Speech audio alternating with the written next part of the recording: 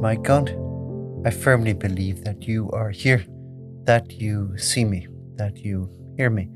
I adore you with profound reverence.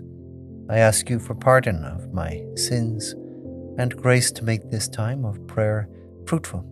My Mother Immaculate, Saint Joseph, my Father and Lord, my guardian angel, intercede for me.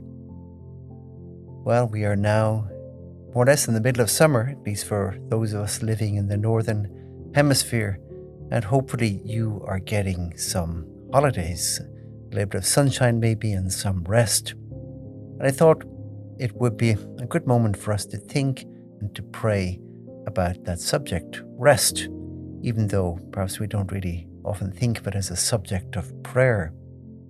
First thing to say about rest is it's not so easy. There's an ancient saying from the Greeks, 3 things are surpassingly difficult: keeping a secret, accepting an injustice, making good use of one's leisure. And it's very true. Very often with our leisure time, holidays, we don't know what to do. Or we just laze about and think maybe that's resting. Or we don't have anybody to do something with. Or worst of all, we feel we're just wasting our time. Because sometimes we're a bit conditioned to think that resting, not working, not being productive is a little bit, a bit wrong. But listen, remember, God himself, the book of Genesis, gives us a very clear example of resting. On the 7th day, after the 6 days of creation, we're told that God rested. He rested on the 7th day and hallowed it. He made it holy. Not because he was suffering from some kind of divine fatigue, but because he wanted to give us a pattern for our lives. And that is why, of course, we rest on the Sabbath. And not only that, but God commanded us then to rest on the Sabbath day. Remember the Sabbath day, he says, to keep it holy. 6 days you shall labor and do all your work, but the 7th day is the Sabbath of the Lord your God. In it you shall not do any work. Remember that the Church sees that prohibition on working as being a prohibition on servile work, the kind of work that exhausts us. The Catechism of the Catholic Church is a very interesting line.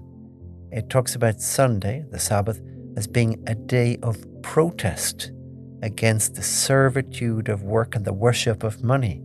A great phrase. We're saying we're not made for work and we're not made just to earn money. Because sometimes, we can be reduced to that little ants in an anthive. Now, remember also that providing important or necessary services to others are commanded by charity, and so they are not forbidden on the Sabbath. Another wise old saying goes like this: all work and no play makes Jack a dull boy. In other words, there's something about us, we just keep working and working and working, we just become dull. So when we are resting, in a certain sense, we are recreating ourselves. And from that, we get the word recreation, which is recreation. We are working on ourselves, not building external things or producing things. We have to kind of reproduce or recreate ourselves. Very important to ease off in that tension of work.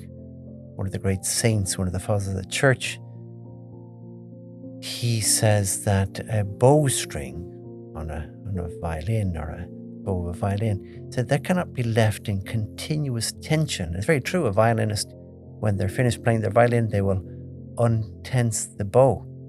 There's a little knob at the bottom to untense the bow.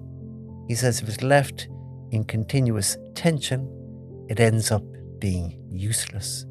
And that's kind of the same with our sounds. We're in constant tension, constant work. Well, then we end up a bit useless.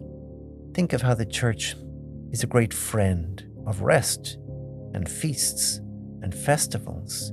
We have special masses with songs and hymns, meals, even parades. And that's not just Sundays, but Christmas, Easter, Corpus Christi, the Assumption that we'll celebrate soon. In the words of Pope Benedict, he said, this is like an oasis in the desert. Listen to this lovely line. Man, as the image of God, is also called to rest and to celebrate. For us Christians, the feast day is Sunday, the Lord's Day. It is the day of man and his values, conviviality, friendship, solidarity, culture, closeness to nature, play, sport. It is like an oasis in which to pause. It is so, so important for us. And finally, remember that Jesus himself withdrew into the desert, seeking solitude, to pray, probably to rest also. And at a certain point, he did say to his very, very busy apostles who were doing very important work, and lots of it, come away to a lonely place by ourselves and rest for a while. I like to think that in summer, Jesus is saying that to you and to me. Come away and rest for a while. I give you thanks, my God, for the good resolutions, affections, and inspirations you have communicated to me in this meditation. I ask you for help to put them into effect. My Mother Immaculate, Saint Joseph, my Father and Lord, my guardian angel, intercede for me.